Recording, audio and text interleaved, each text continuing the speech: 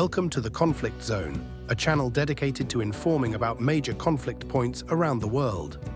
In this video, we will discuss a recent statement by Japan's new Prime Minister, Shigeru Ishiba, who asserted that the only way for democratic nations in Asia, the Pacific, and Oceania to protect themselves from China's aggressive expansionism is through the creation of an Asian NATO.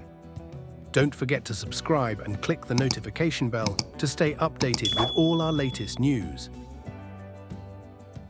After the conclusion of World War II in Europe, it became clear to the Western Allies, particularly the United States and the United Kingdom, that Joseph Stalin was not willing to honor the agreements made during high-level wartime meetings, particularly regarding the liberation of Eastern Europe and the promise of free elections. Contrary to what had been pledged, Stalin kept countries like Bulgaria, Romania, and Poland under strong Soviet control, allowing only Moscow-approved politicians to hold key positions in their governments. This Soviet dominance led to what became known as the Iron Curtain descending over Eastern Europe, effectively isolating those nations and marking the start of the Cold War in 1947. At that time, European nations also realized that Stalin was waiting for the right opportunity to advance further into Europe, and he had more than enough resources to do so. By the late 1940s, the Soviet Union boasted more tanks, aircraft, artillery, and soldiers than all European countries combined. If Stalin had decided to move, he could have easily dominated Europe. In this context, the only way European countries could ensure their security was through a military alliance that also included the United States. This realization led to the formation of NATO in 1949, originally consisting of 10 European countries, plus the United States and Canada. The purpose of this military alliance was to defend against a potential adversary who, in a one-on-one confrontation, could easily defeat any member nation.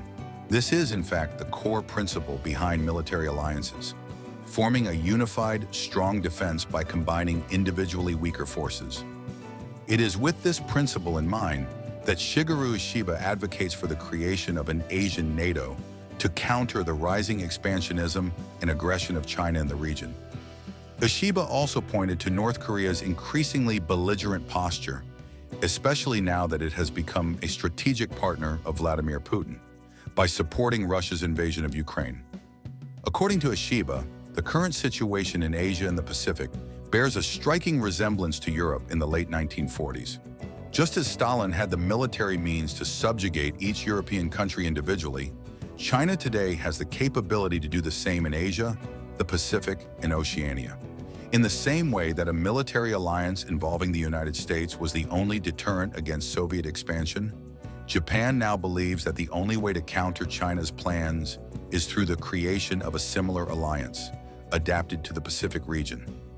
In his statement, Ishiba warned that the absence of a collective defense system in Asia could lead not to just one, but multiple wars involving China, North Korea, and potentially Russia.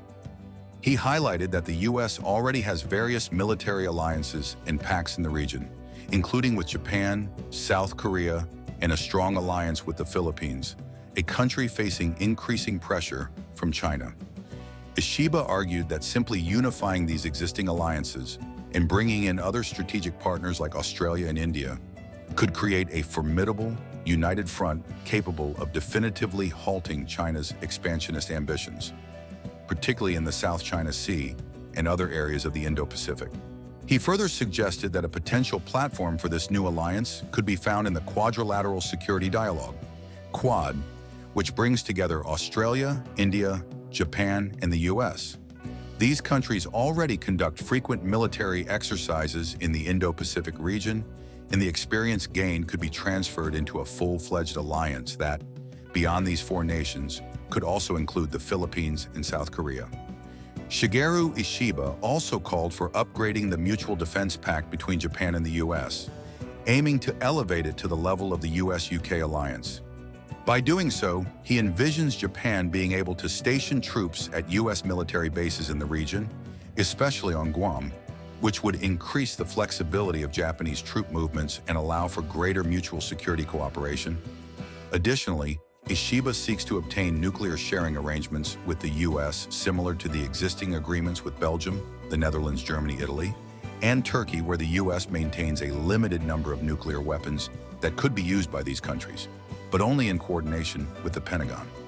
Ishiba wants Japan to either have access to US nuclear weapons or, as a last resort, develop its own, arguing that this is necessary given the increasing nuclear threats posed by North Korea and China, two powerful nuclear-armed nations that frequently threaten Japan.